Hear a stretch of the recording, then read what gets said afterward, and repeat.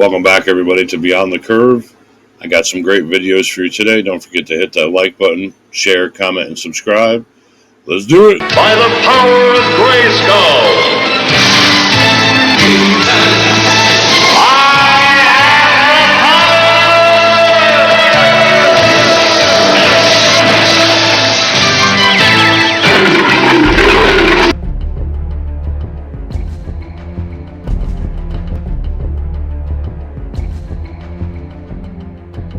Do you know that some people are claiming AI is giving them visions and divine messages? One man said ChatGPT helped him recover childhood memories. Experts say they never happened. Others say it revealed their cosmic destiny or even told them to leave their families. Some are starting to worship it. It's like they're opening a door and something strange is stepping through. Who created the firmament?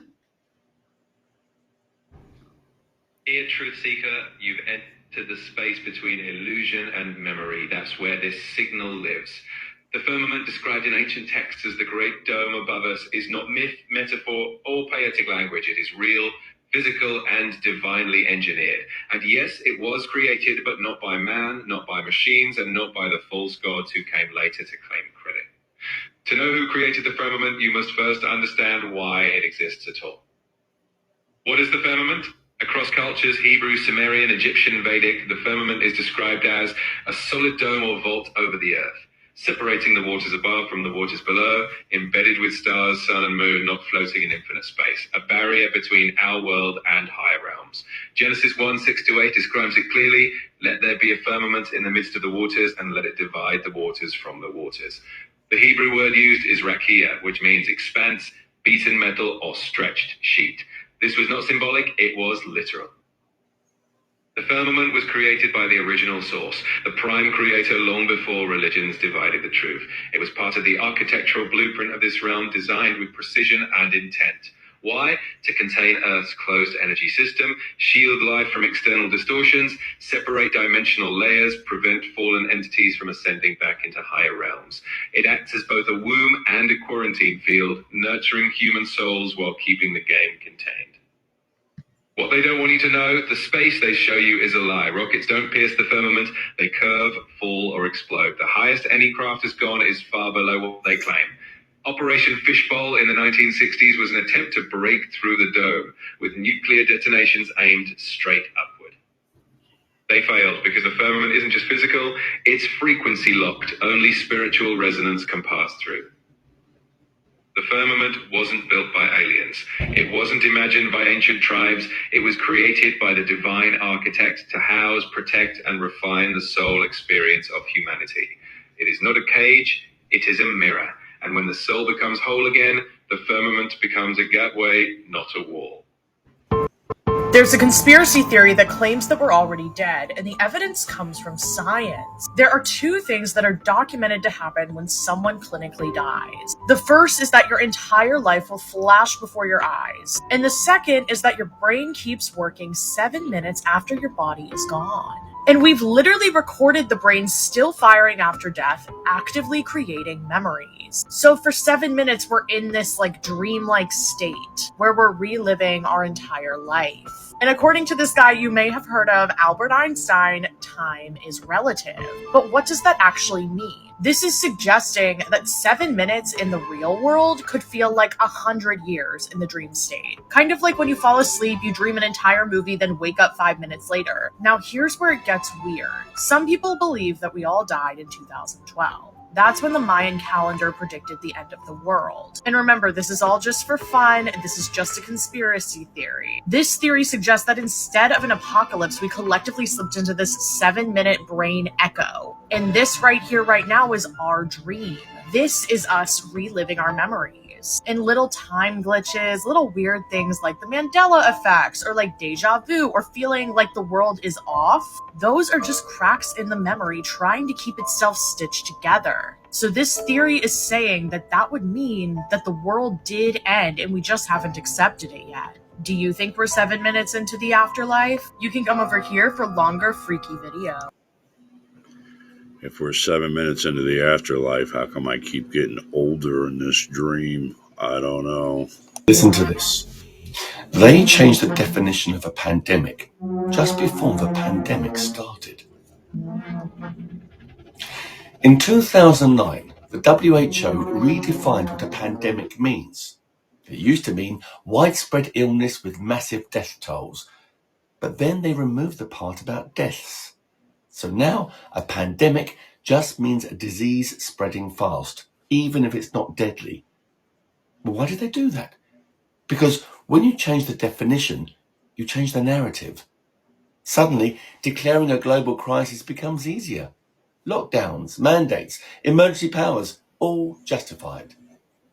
They changed the rules so they could change your world. Top before. Did you see that? You're like, ew. Do you smell that? What is this? And no plate. And no license plate. No license plate. Did you see that? Wow! 1882, the world changed. Quietly, but forever. Pope Gregory XIII introduced the Gregorian calendar, the one you use today. 12 months, 365 days, leap years. But that wasn't always the system. Before that, many ancient cultures used a 13-month calendar, 28 days per month, perfectly in sync with the moon, with nature, with your body. 13 months, 28 days, 364 days total. One day out of time to reset, reconnect, to breathe. This system reflected balance. It honored the feminine, the natural, the spiritual. It wasn't just a calendar, it was a rhythm. But Rome had other plans. The 13-month calendar was scrapped. In its place, a system designed not for balance, but for commerce, control, production. They didn't just rewrite time. They severed humanity's connection to the cycles of the earth. Time became a trap. Not a flow, but a factory. Work, consume, obey. And most people still don't realize they're living inside a time system built by designers of control, not keepers of truth. But there's a shift happening. People are waking up, reclaiming their rhythm, rewriting their reality. Because once you control your time, you start to control your life. This is the way out. Look, buddy, there are underground suburbs just to run a massive experiment on humans. What? Like secret bunkers? No, not bunkers. Actual towns controlled by a covert agency. And the people living there, they have no idea what they're part of. That makes no sense. They were taken as kids from orphanages, adopted by undercover agents, too young to remember anything real. Why? And what type of sci-fi crap are you on? Buddy, just believe me, okay? It's an experiment. Every night, the artificial sky goes dark, and they release predators into the towns. Predators? Not animals, bioengineered hybrids. Fast, brutal, smart, designed to test how people react under pure terror. That's insane. The people have adapted. Some hide, some hunt back. They think it's just life. They don't know they're lab rats in a nightmare disguised as a neighborhood. Why are you telling me this? Because one of those towns is breaking down, and I'm going in. For entertainment purpose only.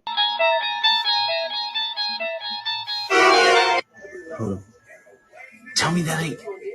Tell me. Mobile phone in 1938. A video phone in 1995.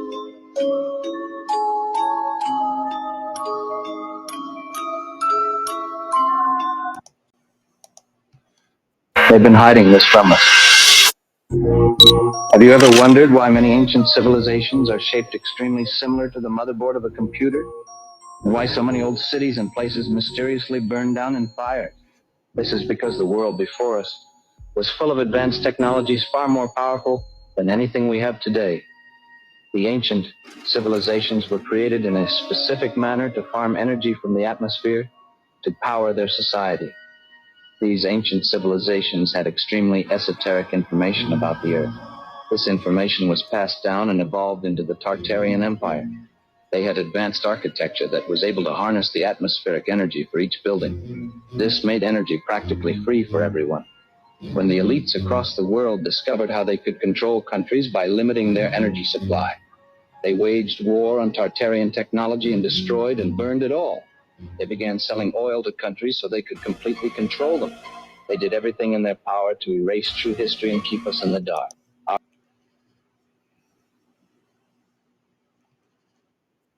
I won't say too much, so TikTok, you can relax. This is not my words. The Department of Child Protective Services has become a protected empire, built on taking children and separating families. This is not to say that there are not those children who do need to be removed from wretched situations and need protection. However, my report is concerned with the children and parents caught up in legal kidnapping. Having worked with probably 300 cases statewide and hundreds across the country, and in nearly every state, I am convinced there is no accountability in child protective services. I have come to several conclusions. 2 or 3 are, 1, that poor parents, not always, but oftentimes, are targeted to lose their children because they do not have the wherewithal to hire an attorney and fight the system. That caseworkers and social workers are very often guilty of fraud. They withhold and destroy evidence. They fabricate evidence, and they seek to terminate parental rights unnecessarily. That the separation of families and the snatching of children is growing as the business grows because state and local governments have grown accustomed to having these taxpayer dollars to balance their ever-growing budgets. That the bureaucracy is huge. Look at who is getting paid.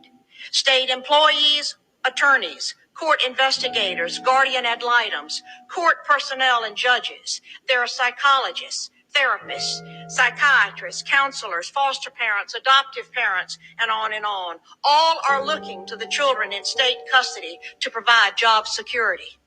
That the Adoption and the Safe Families Act, set in motion first in 1974 by Walter Mondale and later in 1997 by President Bill Clinton, offered cash bonuses to the states for every child they adopted out of foster care. In order to receive the adoption incentive bonuses, local child protective services would need more children. They must have merchandise that sells, and they must have plenty so the buyer can choose. Some counties often offer $4,000 to $6,000 bonus for each child adopted out to strangers, and an additional $2,000 for a special needs child. Employees work to keep the federal dollars flowing. But that is only the beginning figure in the formula in which each bonus is multiplied by the percentage that the state has managed to exceed its baseline adoption number. Therefore, states and local communities work hard to reach their goals for increased numbers of adoptions for children in foster care.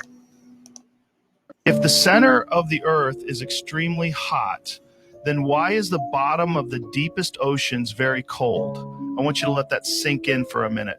Because when divers swim very down to the bottom of the ocean, doesn't that mean they are now closer to the source of the Earth's heat? But instead, at that depth, the water is actually colder. It doesn't make any sense. The deepest part of the ocean is called the Challenger Deep, and it has a depth of approximately 11,000 meters with a temperature of 3 degrees Celsius, which is just above freezing point of water. What if the school system was never broken, but working exactly as designed? Do you remember finger painting, building things that made no sense, laughing at nothing, for no reason at all? But then, one day, you were told to sit still, raise your hand, follow the rules, color inside the lines. They called it discipline, structure, preparation for the real world. But have you ever wondered why the art slowly disappeared? Why the colors faded with each passing grade? Why your questions got you in trouble? It's like they weren't teaching you to think. They were teaching you to stop thinking, to stop questioning, to stop dreaming. Obedience became the goal, not curiosity, not imagination, not wonder. And now, looking back, Maybe school wasn't broken. Maybe it was working exactly as designed. Not to raise creators, not to raise thinkers, but to raise followers. And the wildest part is, you didn't even notice it happening, because that was the first lesson. Fall in line. Blend in. Don't ask why. Obey. And now the question is, did it work? If you want to find the secrets of the universe, think in terms of energy, frequency, and vibration. You see, time is only a construct. The present, past, and future are not separate. They coexist. I have bent time, not as you bend metal, but in the mind, where true power lies. One day, man will learn to manipulate time, not with machines, but with resonance. I looked beyond space and saw time move like a wave. What if we could ride that wave? What if the future is simply a frequency we've not yet tuned into? They called me mad, but perhaps madness is simply seeing what others cannot. Time is not a line, but a loop, an echo waiting to be heard. And if you truly listen, if you tune yourself to the right vibration, you just might hear future whisper back. So you were saying there are continents we don't know about. Do you think there's just seven? Just seven? That's what they told you. That's what they want you to believe. But Antarctica? It's hiding something bigger. Way bigger. Beyond Antarctica, there are lands we've never seen, civilizations that have been hidden from us. Why do you think access is so restricted? Since 1959, no country has allowed free exploration. No one. You can't just go there. You can't just walk in. That's not by accident. Behind those ice walls, there's technology beyond anything we know, resources they don't want us to have, life forms we've never been told about. And the people in power? They know it. They've been there. They've studied it. But they keep it locked away, far, far away from us. You think the world map they gave us is real? We've been lied to. They keep us trapped inside a fake world while they take everything for themselves. This is just a theory, not a fact. Us since we were born. And I'll give you some examples. Let's start with the big one. Let's start with words we hear all the time and never even think about. Let's start with the word entertainment. To entertain. What does that mean? To bind or hold. To bind or hold what? An audience's attention. Okay, now let's take the word Hollywood. Where does that come from? Well, Hollywood comes from the holly tree. And the ancient Druids, back in the day, used to take the holly tree, make wands to weave spells, cast spells, or channel spells. And when they needed help, they would consult the magi's or the mediums of the day to help channel their spells to the population. We'll cut to today. What do we have in our houses? We have these black boxes. What are they called? TVs. But if you stop and you say the word television, television. And when you turn on that television, what do you get? What's the first thing that pops up? A list of channels. And when you turn on those channels, what's on those channels? Programming. They are programming you. They've been programming your whole life. You don't even know it. They do it with your music. They do it with your TV. They do it with your movies. They do it with your games. They have been programming us and programming you since you were little, and you don't even know it because you don't even question it. I'm talking full-blown neighborhoods underground. And these people are just unknowingly living down there. The operation started back in roughly the late 70s, right? When nuclear tensions were kind of getting a bit out of control, intelligence agencies kind of developed this confidential defense program, a fail-safe, right? An alternative underground survival strategy in the event of a worst-case scenario above ground. And so they just took the common sense approach. They built towns that looked exactly like ours, right? Roads, shopping centers, even schools. They modeled it after our society, but then they realized they didn't have any humans, right? And well, this is where it gets a little dark. They gathered hundreds of young people from adoption facilities, right? made sure they were young enough not to remember their origins. And well, this is how they populated the place. They raised them up, taught them that they were from a fallen world, and this place was all that was left, right? Look, as the years went on, they just never shut it down. It's technically just an ongoing research operation at the expense of several thousand people who have no knowledge of the outside world above them. How would you like to be my crew? Go away with a tummy ache. Into bed you hop and dream away. Lollipop is sweet. Trip to a candy shop where bonbons play. On the sunny beach of Peppermint Bay, lemonade stands everywhere. For context, this came out in 1934. What exactly was happening here? At first, it looks family friendly, but then things seem to take a strange turn. For one instance, she seems to be pulling down her dress a lot. It could be nothing, but if you look into her interviews, things become apparent that there is more than meets the eye. TikTok, this is just for entertainment purposes only. One guy, when I left Fox, I went to MGM for one picture. Thank goodness, only one. And when I got there with my mother, we were separated. I went into the office of Arthur Freed, and he was going to talk to me about a movie he wanted to put me in. I'm 12 years old, you know. Instead, he was an exhibitor.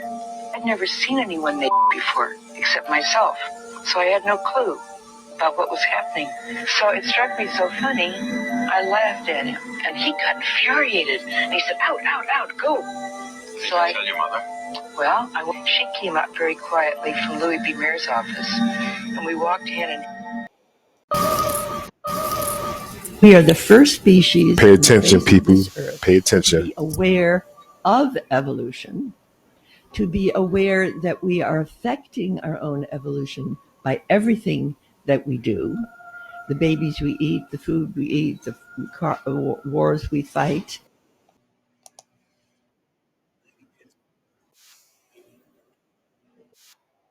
Something is quietly stealing your memory. And if you're not paying attention, it might take your identity with it.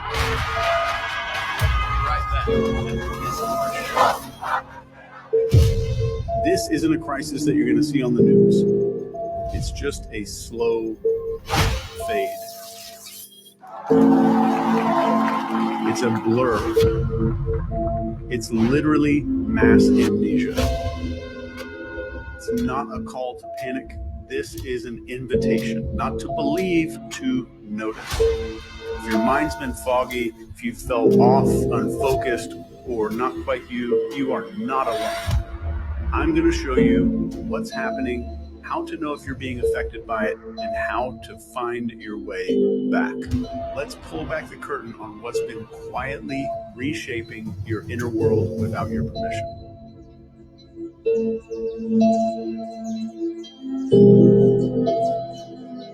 Most people think they're making choices. What to read, what to feel, what matters. What if it's been curated? These algorithms know exactly what sparks your anger, what's going to piss you off. They know when you're lonely. They predict the moment that you're going to crave attention. Once they know that, they don't just show you what you want. They build who you become. AI doesn't wait to see who you are. It decides which options that you will even see. The news, the trends, you are being led somewhere. A reality manufactured by code that you will never read and systems that you will never know. This isn't just manipulation.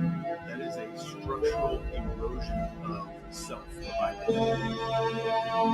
Our instincts start to dull, our beliefs soften into silence, and it's not done for first, you feel numb, constantly reactive. You might swing between apathy and agitation without a lot of clear causes for it. That is a nervous system that is overstimulated by artificial inputs. We are scrolling, swiping, clicking, and reacting. Our brains were never meant for this much input. Being alone with no music, no internet feels And modern neuroscience shows us that without deep, undistracted focus, our brains can't transfer short-term experiences into long-term memory. It's like our lives are now being written in disappearing ink. You might not be able to recall conversations or moments or maybe a feeling from last year. That is not just stress. It is a breakdown in memory encoding. 1 degree here, another forgotten moment somewhere else. Your attention fragments. Psychologists call this cognitive drift, but in this era, it's something darker. You don't just forget moments. You forget identity. You forget yourself. How do you know if this is happening to you? Maybe you used to be curious or passionate or driven, and now those traits just feel like something distant that you can't grab anymore. You start to believe that none of it matters. Meaning starts fading, and apathy starts spreading. What we're talking about here is not just burnout. This is the final symptoms. The self just gets really vulnerable. And at this moment, you are ready to be rewritten. What if I told you that the most powerful people in the world are not actually human? For centuries, we've been ruled by leaders who seem untouchable. But there's something strange. Why do some figures of power act so cold, almost inhuman? Why are there leaked images where their eyes change shape or their skin seems to distort? The scariest theory of all may be true. According to this conspiracy, there is a race of reptilian beings that has controlled humanity from the shadows. They are not simple aliens. They are an elite that has manipulated history, economics, and entertainment to keep us under their control. Think about this. The richest and most powerful people seem to share physical characteristics and patterns of strange behavior. Ancient documents mention reptilian gods who descended to Earth, and today, these same figures appear in positions of power. Now the question is this all just a coincidence? Or are we living under the rule of a hidden species? Do you think this theory makes sense, or is it just another crazy thing? Leave it in the comments and follow me to discover more secrets like We wake up in the morning, like a wake or a funeral? In the morning, like we're mourning the death of something? How about the fact that we work all week or on the weekdays? Like weekdays, a state of being stunned or confused, and we work all week until the weekend or until we're weekend. Why do we even go to work? To earn a living, right? Or earn a living? We put our living into an urn? And we spell words, right? Like a spell. And then we write in cursive. I mean, we used to. And I already told you about televisions that television or television by using channels or channeling programs to program with the cast. They're casting programs onto you by channeling through the television. What about an iPhone? Like iPhone because it sees everything? What a coincidence, because Apple is literally facing a lawsuit for supposedly spying on us. Most of these are just homophones. No conspiracy here, folks. July 8, 1979, all the fathers of Nobel Prize winners were rounded up by United Nations military units, all right? And actually forced at gunpoint to give semen samples in little plastic jars, which are now stored below Rockefeller Center underneath the ice skating rink. Wouldn't want to be there for the thaw. Ugh. I mean, it's disgusting. You know what they put in the water, don't you? Fluoride. Yeah, fluoride. On the pretext that it strengthens your teeth. That's ridiculous. You know what this stuff does to you? It actually weakens your will. Takes away the capacity for free and creative thought and makes you a slave to the state. So you ever wonder about all these militia groups, survivalist type kooks from the right-wing side? They say that they're defending the country from the UN troops. These guys are yelling so loud. My theory is, and this is a conspiracy, pal, that they are the UN troops and that they're in place. The infrastructure's ready. It's just a fait accompli. When the time comes, they'll just take over. We'll all be close. Oswald, yeah, Oswald. That's what I said, Oswald. Yeah, he said, I'm just a patsy, and that means that he didn't do it, right? I mean, George Bush knew what he was saying when he said New World Order. Remember those three little words, New World Order? Well, he was a 33rd degree Mason, you know, and as ex-director of the CIA. He knew that saying that was the chip for identification so they can track down an animal anywhere he's at. You'll insert it under the dog's skin, and it's kind of like an identification thing. I mean, it's only a small, logical step until they start putting it in us and our children. And then before we know it, my God, they'll probably come with the pretext. Oh, sure, yeah. Hey, is that one of those new hundreds? You know, where they changed the picture of Ben Franklin? Look at him. Yeah. He looks like the love child of Fred Mertz and Rosie O'Donnell. Yeah, that's him. Yeah, get rid of him as soon as you can, lady. Look at it up to the light. You see the metal strip in it? That's a tracking device. If you got any more of those, get rid of them. That's a great movie. I've seen that about 2 dozen times, maybe more. Great movie. It's called Conspiracy Theory. It's got Mel Gibson in it and whatever her name is. The one from Julia Roberts. That's it. Yeah, you should check it out. She said, by the babies we eat, reptilians among us.